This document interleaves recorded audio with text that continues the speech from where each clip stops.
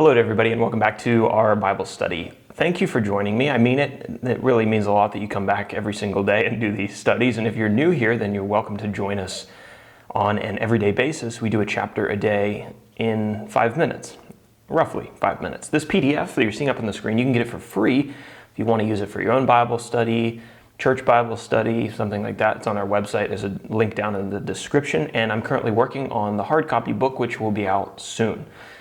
Characters. Wait, we skipped when. How many times have I done this and I still mess it up? Okay, let's talk about Deuteronomy chapter 25. Deuteronomy chapter 25, the events of this took place about 1450 BC, right after the Israelites finished their 40 years of wandering in the wilderness. Now we can talk about our characters. Our characters are the Israelites. They're also known as the Hebrews. They're a large nation of people that has come out of Egypt. They are the descendants of Abraham, which you read about in the book of Genesis.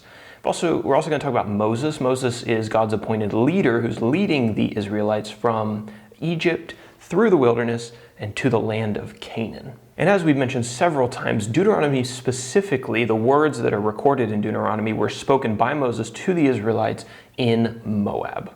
Jump on over to page number 2 now and we'll discuss our outline. I've just got everything under one section, and you guessed it if you were with us for the last 2 chapters, various laws and commands. This chapter covers just a wide range of different instructions that God gave to his people, and so just putting it all under like a miscellaneous category. The first law: if a man was found guilty of wrongdoing and he was sentenced to be punished by whipping, his beating was to be proportionate to his crimes, but nobody was to receive more than 40 lashes with a whip. 40 was the upper limit.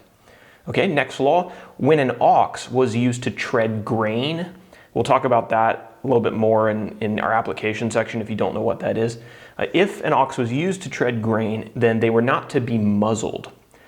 They were allowed to eat while they worked.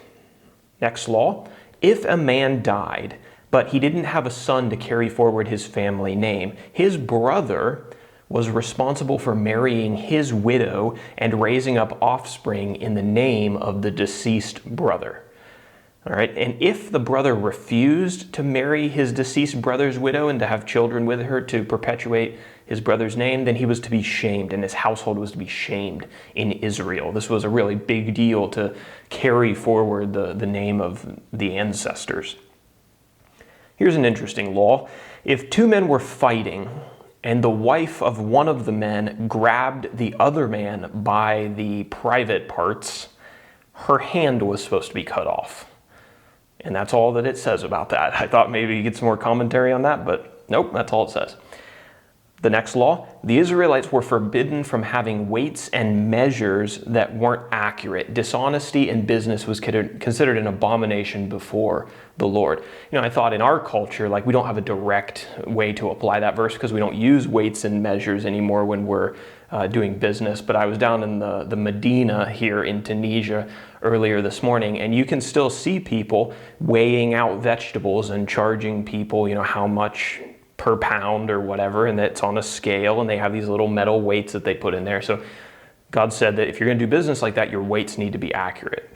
God also told the Israelites they were supposed to destroy the Amalekite nation when they entered the Promised Land. And this was because the Amalekites had attacked Israel when they were on their way out of Egypt, when they were faint and weary. The text says, Exodus chapter 17, verse 8.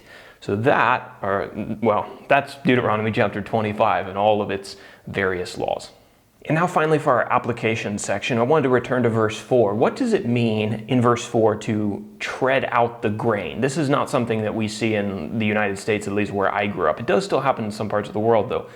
Oxen are sometimes used to walk on piles of grain stalks after those grain stalks are harvested, and the weight of the oxen's feet as they walk on this grain separates the grain, the good part, from the stalks, or like the junk plant that you don't want to keep. And after this process is complete, the grain is collected, put into barns, and the stalks are taken and discarded or burned or something like that. So muzzles were not supposed to be attached to the oxen's mouths to keep them closed while the oxen were doing this job. They were supposed to be allowed to eat while they were working. So why do I bring this up? What application for the modern day does this have? Well, this verse is actually referenced a few times by New Testament authors, specifically in 1 Corinthians chapter 9, verses 9 through 12, and 1 Timothy chapter 5, verses 17 and 18. In Corinthians and in Timothy, the Apostle Paul refers to this verse and applies the principle that's contained in it to laborers who serve the church. Paul's application is basically people who are engaged in serving the Lord and for caring for the saints and the believers have a right to be paid monetarily because these servants take care of people's spiritual needs, and in turn they deserve something to take care of their own physical necessities.